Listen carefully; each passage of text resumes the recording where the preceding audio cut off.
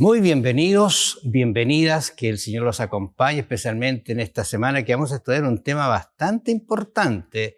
Yo no sé si alguna vez usted ha tenido que comparecer a un juicio. Personalmente no me ha pasado, pero hay personas que sí han tenido que ir a los tribunales y en los tribunales ella espera que su problema sea resuelto.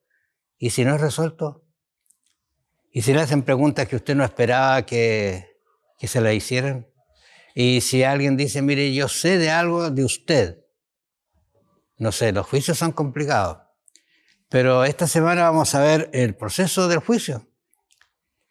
Ahora, una pregunta más que escuché el otro día un predicador que decía, ¿cómo compatibilizamos el amor de Dios con el juicio? Son buenas preguntas. ¿Qué tal, Allen? ¿Cómo estás? Bien, contento también de poder abordar esta tremenda lección que ya es la penúltima, se nos está yendo el folleto. Sí, hay que recordarse que este trimestre siempre trae 13 lecciones, el estudio, pero esta vez son 14. 14. Y el 14 es hermosísima. Bueno, ¿cómo vemos este concepto del proceso del juicio? Dice la Biblia porque es necesario. Está allí en 2 Corintios 5:12 que dice que es necesario. Esta palabra me suena a mí muy importante, especialmente cuando Jesús dijo era necesario pasar por todo, ¿de acuerdo? Pero tenía un propósito. Ahora él dice, es necesario que todos comparezcamos ante el tribunal de Cristo o de Dios. ¿Cómo te suena eso? O sea, leído rápido, sin preocupación, es terrible, es preocupante, es intimidante. ¿Cómo eso de que voy a tener que un día estar en un juicio, ¿no? Pero el juicio está en toda la Biblia, yo diría casi que es una forma de pensar de Dios, cómo hace las cosas. Y cuando uno tiene esa idea de que es una forma de actuar de Dios, vamos a ver que Dios, siendo amor o por esencia, busca en el juicio algo que es superior, algo notable, algo que debemos aprender. Y yo no leí todo el texto, pero el texto lo que sigue es todavía un poquito más delicado porque él dice... se tiene que comparecer, cada uno reciba según lo que haya hecho, mientras estaba en el cuerpo, sea bueno o malo. Esta idea, ¿no es cierto?, de que después uno de morir puede salvarse, no existe. Dice, está en el cuerpo. Está en el cuerpo. En la vida, no después ni antes, nada. Y lo que hiciste allí, eso se va a presentar, voy a decir así, en una pantalla gigante donde apareces todo lo que hiciste y tú te quedas... Lo voy a decir algo antes de que se me olvide porque es muy buena la idea, pero no idea mía. En otras palabras, como punto de partida de esta gran lección, entender bien la obra de juicio en sus 3 grandes fases, si lo entendemos, estudiamos bien en la Biblia, que está en toda la Biblia, inmediatamente destruye, aniquila la doctrina de la inmortalidad del alma. No existe. Y eso vamos a tratar de ir viendo y por eso el folleto la integró casi hacia el final de la lección. Bueno, vamos a seguir conversando. Tienes razón porque lo que vamos a ver aquí, cuál es la base del juicio, ¿no es cierto? Y después los segmentos que son preadvenimiento, el juicio en sí. Y vamos a terminar con algo que es extraordinariamente lindo también, el juicio final. Sí. Así que vamos a ver un poquito de esto. Y estaba mirando aquí, hay unos textos hay muchos textos en realidad. Usted puede seguir la guía y va a ver que hay mucho material para estudiar. Miren, vamos a ver ahora en relación a lo que es el juicio, proceso del juicio. En el día juicio final, dice acá, estoy viendo algunos textos, por ejemplo, Daniel 7:22. Para entender bien ese texto, uno tiene que en realidad leerse un poquito más el contexto. ¿Pero qué dice Daniel 7:22? Lo leo, dice, hasta, dice, que vino el anciano de días y se dio el juicio a los santos del Altísimo. Y llegó el tiempo y los santos recibieron el reino. O sea, está hablando de que en algún momento Dios va a hacer un juicio y va a terminar con lo malo de la humanidad, del pecado. Eso por lo menos es lo evidente del texto. Claro. Independiente de que lo entendamos completamente, claro. hay un juicio. Y incluso hay un juicio que hace el anciano de día y después se lo pasa a los santos del Altísimo, a su pueblo. Interesante esos detalles, ¿no es cierto? Mateo 25:31, tú recuerdas que hay un juicio de las naciones. Cuando el Hijo del Hombre venga en su gloria, dice, y aquí son palabras que uno tiene que entenderla en su gloria, y todos los santos ángeles con él, vuelve a esta idea de que viene Jesús y todo el resto que algunos piensan que apareció acá, que viene acá, que ya vino, son equívocos. Dice, entonces se sentará en su trono de gloria y serán reunidas delante de él todas las naciones. Así es. Y apartará los unos de los otros, unos poniéndolos a un lado y otros a otro. O sea, solamente hay dos posiciones, que se salva y el que se pierde. Y el texto es claro, cuando uno lo lee como lo está leyendo usted y otros textos más que vamos a ver, siempre se da énfasis en lo más o menos lo siguiente. Dios juzga y por lo tanto para juzgar tiene que tener una norma o regla sobre la cual juzgar. Y esa es la ley de Dios, los 10 mandamientos. Se juzga en base a eso porque es un juicio. Pero en segundo lugar, al evaluar nuestra vida, nuestras obras humanas de justos y pecadores, lo que nos está diciendo es que el juicio en el fondo, si lo podemos decir de esa manera, es el resultado de las propias decisiones libres que yo tomé, de la responsabilidad moral que yo tengo. O sea, Dios no va arbitrariamente a condenar a nadie al destino eterno y a un destino de condenación, sino que lo que Dios simplemente hace es, basado en su estándar moral de juicio, que es la ley, decir, bueno, tú cumpliste con esto y con todos los privilegios que Dios te dio, como el cielo se dio por completo para la salvación humana, y tú rechazaste eso o lo abrazaste. Y en el fondo, repito, es producto de mis propias decisiones que si yo realmente voy a alcanzar la salvación o no. Mira que lo interesante es lo que dices, porque cuando uno lee con detención aquí Mateo 25, hay una parte que dice, venid benditos de mi Padre, heredad del reino preparado para vosotros desde la fundación del mundo. Dice mucho ese texto en relación a cuando se hizo el plan de salvación, o sea, estaba siempre. Pero luego agrega algo que a mí me llama la atención, porque él dice, mira, porque tú, ¿no es cierto?, hiciste ciertas cosas, lo voy a decir a mi forma, de mi manera. Tú visitaste al huérfano, visitaste a la viuda. Cuando yo estuve enfermo, entonces ellos empiezan a mirarse, yo me imagino, cuando yo estuve en la cárcel, incluso yo, ¿y cuándo estuviste en la cárcel? ¿Cuándo estuviste enfermo? No, cuando lo hiciste alguno de estos, mis pequeños, a mí lo hiciste. Súper bueno. Pero luego viene el otro grupo, que si tú miras con detención está haciendo lo mismo. Bueno, prácticamente las mismas acciones, ¿no? Las mismas acciones, pero él le dice, ¿sabes que no los conozco? Entonces, ¿dónde estuvo la diferencia? Claro. Porque aquí estamos hablando de juicio, ¿no es cierto? Y hay que juzgar entonces. Y hay dos grupos, está discriminando entre dos grupos. Está discriminando entre dos grupos. ¿Cuál es el problema entonces del otro? No hay problema. Hay un problema, claro. ¿Y cuál es? Pues, digamos, porque unos se condenan y otros son a vida eterna, pero la diferencia, por decirlo así, es con qué intención en el corazón hicieron esas cosas.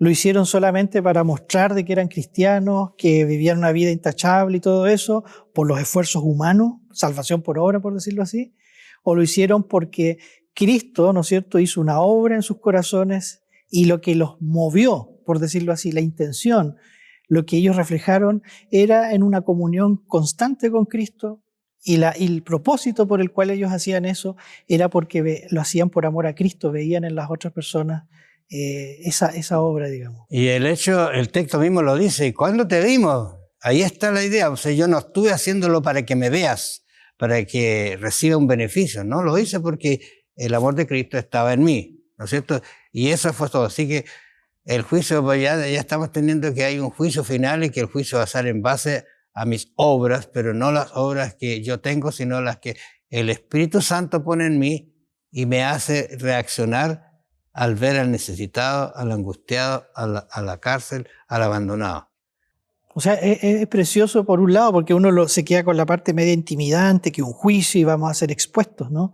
Pero en el fondo lo que nos está hablando acá es un concepto que se repite y se repite en el pensamiento adventista, es cómo nuestro carácter va a reflejar o no la auténtica vida cristiana, el amor de Cristo en el corazón, y eso se revela en un juicio, se va a mostrar, va a decir, mira, en realidad estas personas han vivido de acuerdo a lo que yo les enseñé, guiados por el Espíritu y sin egoísmo, sin envidia, sin esas cosas que destruyen la vida humana.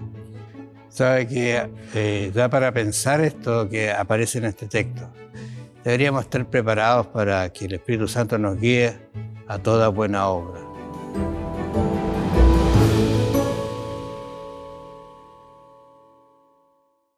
Hablando acerca de juicio, la Biblia nos enseña que hay un juicio preadvenimiento. ¿Qué significa eso? Primero, que Cristo viene, va a venir al mundo, pero antes que Él venga, va a haber un juicio. ¿Qué juicio es ese? ¿Lo dice la Biblia? ¿Lo enseña? Sí, acá lo resumimos nomás porque está en el folleto en forma muy acotada, pero basado en los libros de Daniel sobre todo, y después de Apocalipsis y otros textos más. Es un juicio que Dios tiene que hacer antes del advenimiento de su venida, y ese juicio particularmente es hecho en relación a los hijos de Dios de todas las edades, desde Adán hasta el último que esté vivo, digamos. Empieza por los muertos y después por los vivos. Y uno dice, ¿y cómo empieza por los muertos, hermano? Por lo que hemos estudiado en la semana, digamos en la folleto anterior, por los registros que los ángeles cada vez están llevando y guardando de toda la vida de los seres humanos en los libros celestiales. Sería útil, digamos, a quizás leerse el capítulo 7, ¿no es cierto?, donde está relatado esto, especialmente el versículo 9 en adelante. Dice, estuve mirando hasta que fueron puestos tronos, y lo habíamos dicho, y se sentó un anciano de días, ese Dios que se sienta a juzgar. Dice, cuyo vestido era blanco como la nieve, y el pelo de su cabeza como lana limpia, su trono llama de fuego, y las ruedas del mismo fuego ardiente. Estas relaciones que el profeta está viendo acerca de Dios, que son manifestaciones gloriosas de únicas manifestaciones para Dios, para definir a Dios. Y dice, salió un río, ¿no es cierto? Dice, yo entonces, mira, esto es el versículo 11, yo entonces miraba a causa del sonido de la trompeta. Está describiendo la visión extraordinaria de este juicio. Miraba yo en visión de la noche y aquí que las nubes del cielo veía uno como el Hijo del Hombre. Esto es interesante, que aparece ya Cristo acá, que vino hasta el anciano de día y le hicieron acercarse delante de él. Y aquí viene, y le fue dado dominio, gloria, reino, para todos los pueblos, naciones, lenguas, le servían. Su dominio es dominio eterno, que nunca pasará, y su reino uno que no será destruido. O sea, se está estableciendo el reino que Dios ha dicho. Exactamente. O sea, si lo dijéramos en una forma casi poética, muy bonita, el juicio preadvenimiento no tiene otro fin sino preparar o confirmar más bien, preparar y sobre todo confirmar quiénes son los ciudadanos aptos para el reino de los cielos. Y decir eso que acabo de mencionar es extraordinariamente importante porque, vamos a decirlo de esta otra forma, y en forma muy clara, lo que Cristo está haciendo en los cielos al purificar el santuario no tiene ni un sentido como pasaba en el día de la expiación, sin antes purificar nuestro corazón del pecado. Porque lo que contamina arriba es lo que yo hago acá abajo. ¿Se acuerda que se contaminaba así el santuario en Levítico? Entonces, es una obra sumamente importante porque decir que está preparando el Señor y confirmar la lealtad o no de sus hijos a través del juicio, antes del segundo advenimiento, es como decir, los estoy refinando en el horno, los estoy purificando. ¿Para qué? Para que cuando esté completamente limpio el santuario, es decir, los registros, entonces Jesús cierra los libros, se cambie sus vestiduras y diga, ahora sí vengo a buscar a mis hijos que están sellados y listos para el reino de Dios. Esto tiene una tremenda implicancia para nuestra teología adventista, muy importante, pero en el contexto del folleto nos muestra de cómo Dios siempre actúa en forma transparente, ¿no? Dios siempre quiere revisar las cosas antes, no porque Él necesita hacerlo, sino para dar testimonio ante el universo y ante nosotros mismos, como vamos a ver después, de que sus decisiones son justas y buenas. Y va y respetando siempre el libre albedrío humano. Fíjate que yo he pensado y meditado mucho en Mateo 22, cuando Jesús habla acerca de una parábola que dice que el reino de los cielos es como un hombre que hizo una fiesta de bodas. Fiesta de bodas. Sí. Tú recuerdas que si uno se va al momento, las fiestas de bodas eran extraordinariamente bonitas, hermosas y largas. Muy importante, sí. Y todo se lo daba, eso me parece, se lo daba el dueño a la persona. Entonces en esa fiesta él manda a buscar a personas y esas dan excusas si no vienen. Eso es feo, ¿ah? Claro. Y busca otro y siempre uno, mira, tengo que hacer esto, pero al final dice ya, vayan y busquen todo lo que encuentren. Y salieron por las calles y vinieron todos y se encontraron con la fiesta de boda. Y no era cualquier fiesta, para decirlo también, ¿no? Era el hijo. Claro, por eso. Ese era un desprecio grande. La nación judía lamentablemente hizo eso. Despreció nada menos que al que lo estaba invitando a la boda. Pero luego el texto dice que después que todo pasa, ¿no es cierto? Están todos sentados a la mesa. Tiene que ser antes de la venida, porque mira, están ahí en la mesa y dice, entra el Dios a ver a los invitados. Extraordinarios, están todos pero impecables. Porque a la entrada, Dios les había dado un traje, o el dueño de la invitación les había dado un traje de boda.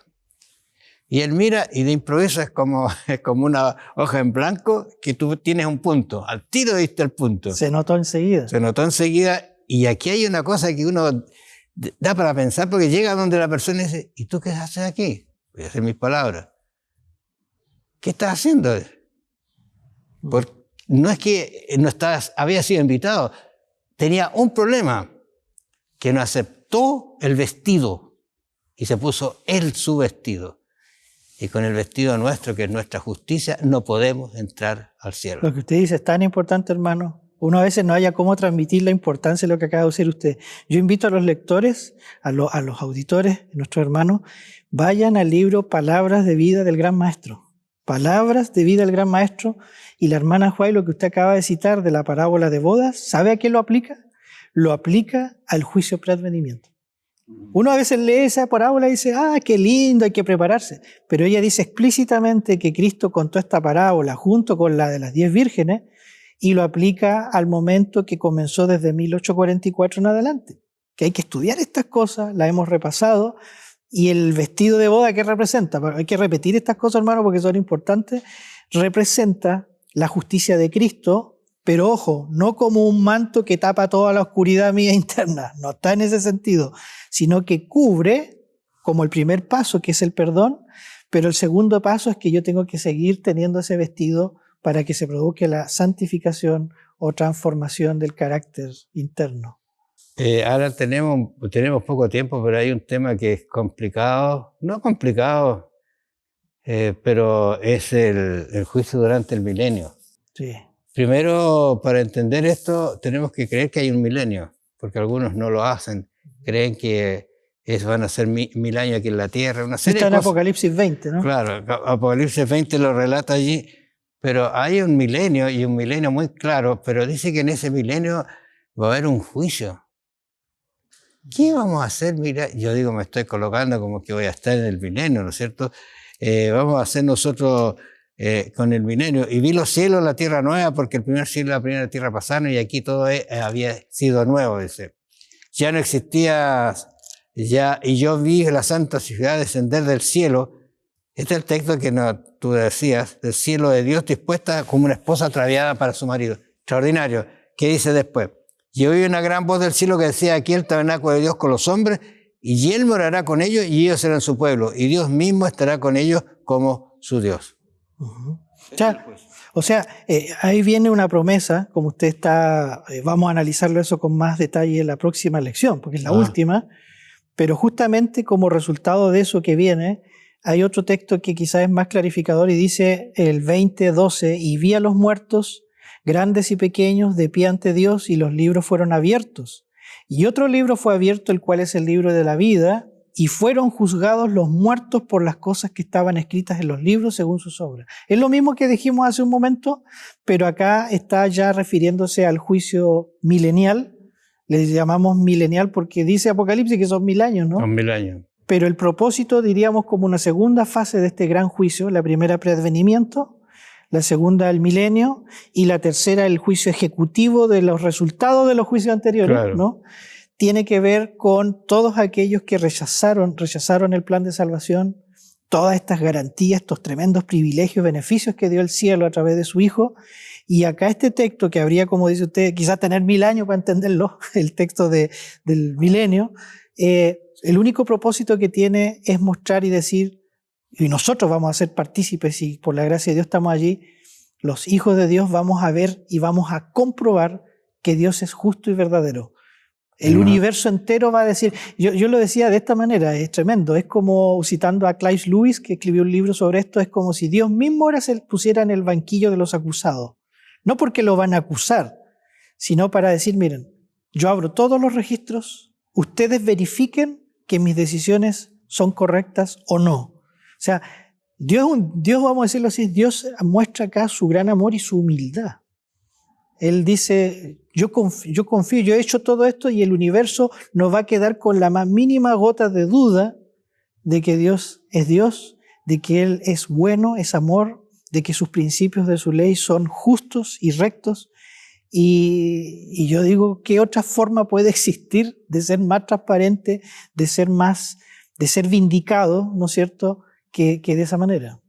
Por eso que la Escritura dice que todos van a exclamar, son justos y tus juicios, oh Señor. O sea, va a ser una forma de adoración, entendiendo que en realidad los juicios de Dios son justos. Así es.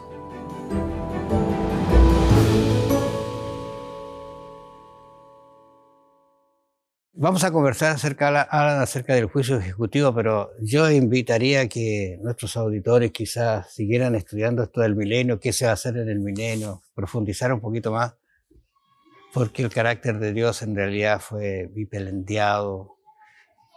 Los ángeles están convencidos, quizás nosotros estamos convencidos que hay un error, pero lo bueno es que Dios al final también va a poner fin a todo. Y Sí. este es el juicio, vamos a decir, ejecutivo. Revisaste, los buenos, son buenos porque Cristo los salvó, los malos son condenados porque al final, lamentablemente, no quisieron aceptar la salvación de Dios. Y ahora, ¿cómo viene este juicio ejecutivo? Dice, Apocalipsis 12 dice que hubo una gran batalla en el cielo, Miquel y sus ángeles, Leán y el dragón, y luchaba el dragón y sus ángeles. Pero dice, no prevalecieron ni se halló lugar para ellos porque la discusión que era de ideas profundas, ¿no es cierto?, acerca de sí o no, quedó la idea de la salvación, que es mejor la de Cristo.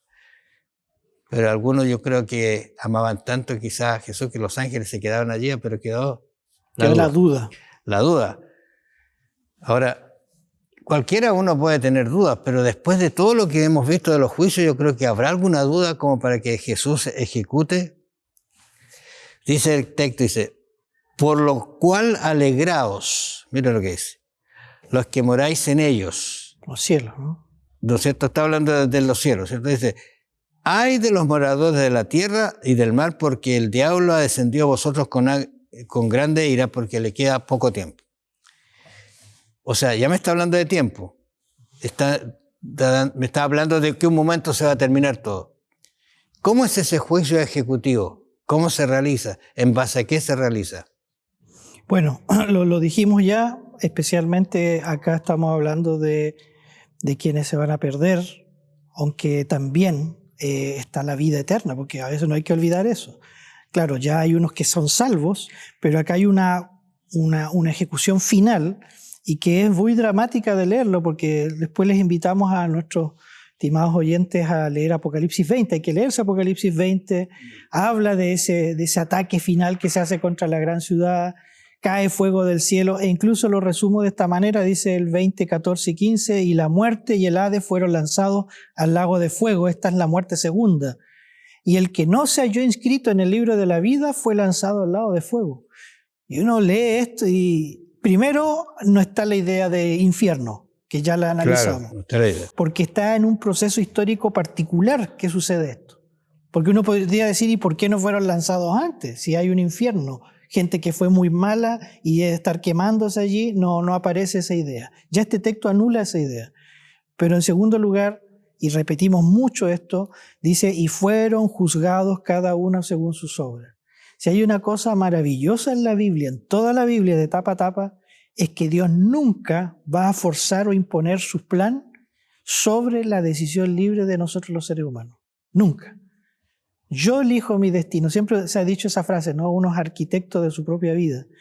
Su propio destino. Y uno, si es quien es hoy, es en gran medida, por no decir el 100%, por las decisiones que yo he tomado con Dios o sin Él. Y por lo tanto, repito esa idea, estas imágenes duras, difíciles de digerir al principio, no son otra cosa que el resultado de mi propia decisión y de la humanidad que ha tomado en favor de Cristo y todo lo que ha expuesto la Biblia para nosotros, para la vida eterna, para la felicidad por siempre, pero muchos lamentablemente elegirán esto. Y aún estas imágenes terribles son imágenes de misericordia, ¿no? Claro. El folleto profundiza en eso, de que Dios termina con el pecado y el mal en su totalidad.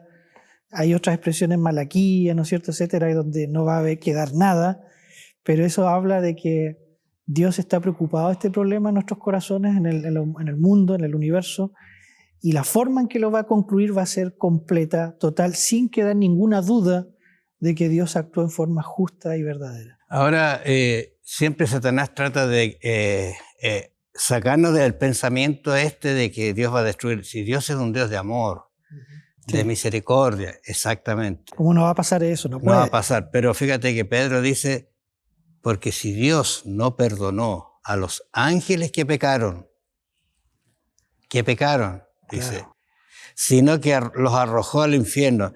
Y también habla de que en el mundo antiguo Dios no perdonó a Sodoma y Gomorra. Está haciendo énfasis en que el juicio va a venir y va a ser justo de acuerdo a mis obras. No esperemos salvarnos en nuestros pecados. O sea, lo que usted dice otra vez es súper importante. O sea, es como si Pedro, como un buen predicador, dice, porque esos son los buenos sermones, cuando dan ejemplos concretos de la vida. Miren a los antediluvianos. ¿Sucedió el diluvio o no? Sí. Claro. Y no los perdonó. Sodoma y Gomorra. Pero fue por resultado de lo que ellos mismos hicieron que Dios tuvo que intervenir, pero siempre se salvó un remanente o hijos de Dios fieles que se mantuvieron allí. Interesante, mira, estoy tratando ahora de concluir porque nuestro estudio va a terminar con la segunda muerte. Morir ahora es morir en un sueño. Dice que va a haber una resurrección. Tanto para justos como para pecadores, no son simultáneos, excepto los que Dios le dijo que lo iban a ver venir, ¿te acuerdas? Y esos van a resucitar para verlo venir, pero luego van a morir.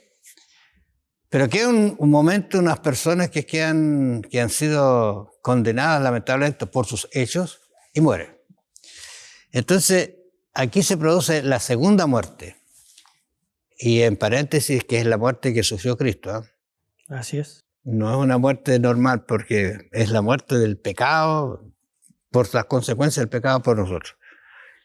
¿Qué pasa entonces? Mira, aquí en Malaquías yo te encontré, porque aquí que viene el día ardiente, y aquí una de estas cosas que uno a veces no le gustaría ni predicar, pero es así, son cosas así. ¿Está en la Biblia? Porque aquí viene el día ardiente como un horno, y todos los soberbios, y empieza a hacer una enumeración, y todos los que hacen maldad serán estopa, aquel día que vendrá lo abrazará, ha dicho Jehová de los ejércitos, y no les dejará raíz ni rama. O sea, cuando hablamos de un juicio final, habla de un término donde nunca más aparecerá el pecado. Ni una, voy a decir, ni una jota ni un tilde para hacerlo más gráfico. O sea, Y todo esto es resultado ejecutivo de lo que Dios ha hecho antes. Claro. Que ha revelado. Y el universo entero está mirando esto, los ángeles, durante 1000 años. Incluso los hijos de Dios van a ser partícipes. Vamos a juzgar, dice, hasta los ángeles que cayeron. Es decir, todo ha sido transparentado y entonces ahora no va a quedar duda. Sí, este resultado es por todo lo que han revelado las acciones mismas de las personas. Y entonces acá nos muestra algo maravilloso e importantísimo sobre el carácter de Dios. Claro, por ejemplo, uno puede tener quizás un hijo, una familia, un esposo, una padre, ¿no es cierto? Y todos se veían así cristianos. Y tú te encuentras en el cielo que alguno de ellos falta. ¿Qué viene ahora? Vamos a revisar. Aquí está su nombre. Están todos sus hechos. Está la misericordia de Dios. Nunca lo aceptó. Como alguien diría, o se escuchaba esa frase, ¿y qué más puedo hacer por ti? ¿Te acuerdas que, y me parece que no sé, por allí dice, ¿y qué más puedo hacer por ti? O Israel, o Jacob, o Samaria, o que sea, ¿qué más? Y yo estoy haciendo todo. Nosotros, hermanos, cuesta imaginarse eso. Yo a veces he tratado de imaginarme cómo será el milenio, qué cosas vamos a conocer. Y uno llega a temblar porque van a haber muchas emociones. Yo creo que van a haber lágrimas también, porque recuerde que el texto de que Dios enjugará toda lágrima viene después, del 20. Claro, Apocalipsis. Y vamos a saber cosas, no solo de nuestra vida misma, cómo vamos a reflejarnos. Podría yo haber estado acá, diría uno, entre los que se perdieron. Y Dios tenga misericordia, porque, repito, y hay que hacer ese énfasis, el énfasis en cómo esto refleja el gran amor, la justicia y la misericordia de Dios para con nosotros pecadores, que nos ha dejado toda esta luz, este mensaje, y nos muestra la forma en que Dios procede. Siempre Dios da oportunidades, y yo creo que nos está dando a todos hoy en día oportunidades para conocerlo hoy. Yo creo que hay que reflexionar sobre esto que hemos estudiado todo el trimestre para no ser engañados, pero estar preparados también para enfrentar el momento de crisis. Dios ha dado provisión para ellos, Dios ha dado salidas. Y yo creo que habría que pensar que el juicio, que se va a terminar todo en realidad y Dios va a poner fin porque Él quiere un mundo perfecto como fue antes del Edén. El paréntesis grande que la Biblia nos muestra es tan terrible, se va a terminar y va a empezar una vida totalmente nueva. Pablo oyente, ¿qué piensa usted de la idea de que todos van a ser salvos? ¿Le han comentado esto? ¿Lo ha pensado usted? Porque Dios es amor, misericordia. ¿Qué piensa de lo que hemos conversado? Pareciera que no todos van a ser salvos. Porque dice que seremos juzgados de acuerdo a lo que hemos hecho. Y si usted es incapaz de hacer algo, hemos hablado de que el Espíritu Santo lo puede ayudar. Dios está dispuesto a mandar todos sus ángeles si usted quiere salirse de un problema serio que tenga quizá. Lo invito para que reflexione, para que mire con mucha atención estas instancias que Dios da para que usted cambie, porque Dios quiere tenerlo en el cielo. Y podría decirle, nos vemos en el cielo, ¿qué le parece? Que Dios los acompañe. Nos encontramos la próxima semana.